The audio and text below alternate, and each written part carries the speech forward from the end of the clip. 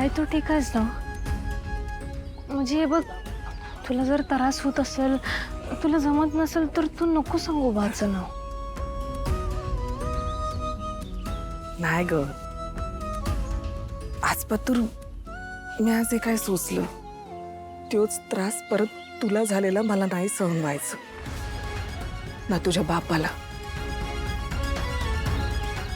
हे खरं आहे का, मी तुझ्यापासून त्यांचं नाव लपवलं.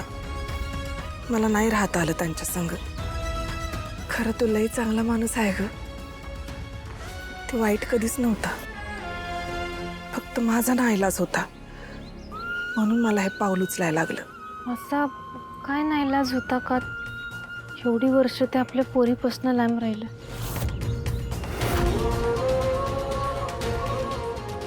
आज कळेल तुला. चल, उशीर होतोय.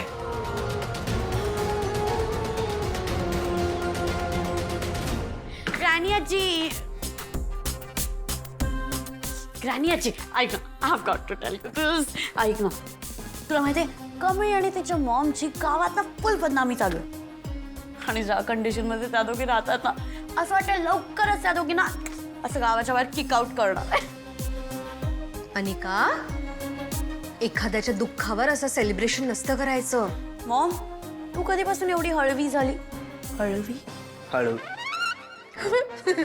मी तर मस्करी करत होती, पण तू हळवी आहे ना काय. आणि आई, खरं सांगू, नयनताराने ज्या प्रकारे त्या कमळीची हालत केली आहे ना, ते सगळं गोष्ट आहे. म्हणजे आतापर्यंत झालेलं सगळ्यात बेस्ट बेस्ट बेस्ट. कुठे गेलीस? मी जरा एका कामासाठी म्हणून बाहेर जाते. काय काम आहे?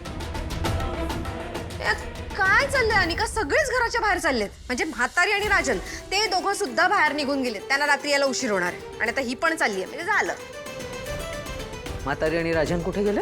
ते मला सांगून नाही गेलेत, पण ती पार्वती म्हणत होती की कमळीच्या गावाला जाणार आहे. काय? हो, रिलॅक्स. इतकं का रिॲक्ट करतेस? नाही नाही, असं होऊन चालणार नाही. माझ्या आधी जर अन्नपूर्णा तिकडे पोहोचली तर माझा सगळा डावच बिघडून जाईल.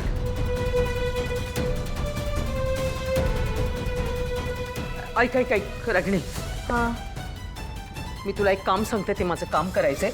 उलट प्रश्न विचारायचे नाहीत, प्रश्न विचारायचे नाहीत, फक्त मी सांगते तेवढंच करायचंयस तू.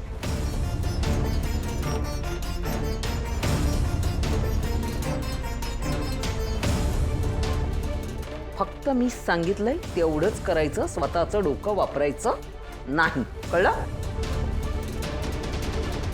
हे आत्ता नाही, थोड्या वेळाने. हे बेटा, पार्टी करायची आहे ना? खूप दिवस झाले पार्टी नाही केलीस. तू पार्टीची तयारी कर. पार्टी? वाय? एक गुड न्यूज द्यायची. सांग ना, काय गुड न्यूज? आता सांग. सांगेन मी तुला, तू फक्त पार्टीची तयारी कर, बाकीचं सगळं मी बघेन. जा लवकर आता. आता बंड्याचा फोन नाही लागला तर कमळीशी बोलणार कसं मी?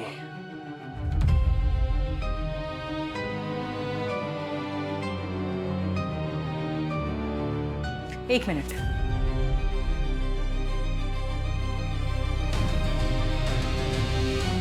ये बस बस.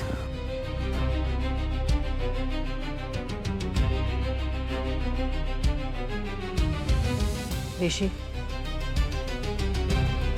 काल रात्री आपलं जे बोलणं झालं त्याच्यावर तू विचार केलाच असेल. तसंही माझं मत त्या विषयावर ठाम आहे. तू कमळीचा विचार पूर्णपणे सोडायचास. तिच्याबद्दल या घरात बोलायचं नाही. मी तुला काल खूप स्पष्टपणे सांगून झालंय की मी आता लहान नाहीये. माझे निर्णय मी घेऊ शकतो आणि मी मला हवं तेच करणार आहे. का असं वागतोयस ऋषी? मी तुला इतक्या वेळा समजावून झालं, तुला का कळत नाहीये, का पटत नाहीये माझं म्हणणं? इतके प्रोजेक्ट्स घेतलेस ना हातात, मग फोकस कर ना त्याच्यावर, कामाकडे लक्ष दे. मी आहे ना. म्हणजे मला असं म्हणायचं होतं की आई तुझं अगदी बरोबर आहे. म्हणजे आपल्या कंपनीचे एवढे प्रोजेक्ट्स आहेत, इतका मोठा वर्कलोड आहे. ऋषीला जर का काही मदत लागली तर मी आहे ना. असं मला मदत नकोय तुझी. ऋषी अरे काय बोलतोयस तू? माझं आणि तिचं सुरू आहे ना, गप्प बस. ऋषी, फॉरगेट इट. अरे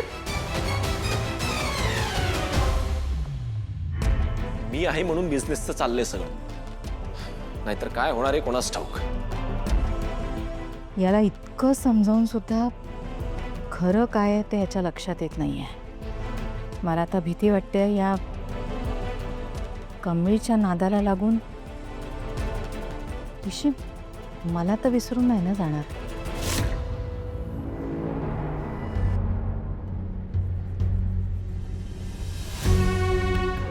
आई खूप विचार नको करूस. आता थोड्या वेळातच आपण कोल्हापूरला पोहोचू.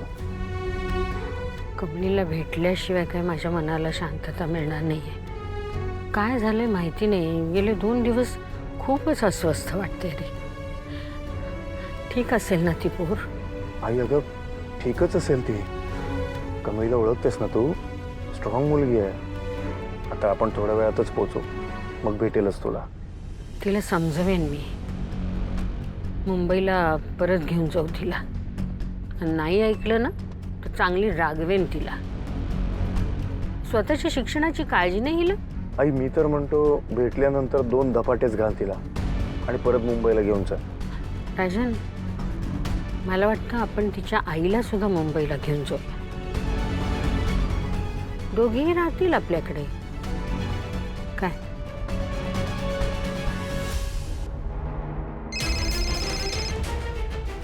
हॅलो. हॅलो.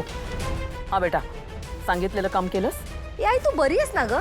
स्वतः जाताना मला म्हणालीस की थोड्या वेळाने कर. मग आता काय प्रॉब्लेम आहे तुला? थोड्या वेळाने म्हणजे? अगं मूर्ख मुली, सांगितलेलं एक काम धड जमत नाही का ग तुला? काय सांगितलं होतं मी? तुझी सासू आणि तुझा नवरा ते तिकडे पोहोचायच्या आत फोन कर, कळलं ना? आता तू फोन करेपर्यंत पोहोचलेले असतील आणि मग माझा सगळा गोंधळ होईल. झालं? प्लीज गाई किरकिर नको करूस, करते फोन. तू फोन ठेव, मी फोन लावते. चल ठेवते चल कर फोन. कोणावर भरोसा ठेवण्यासारखंच नाही.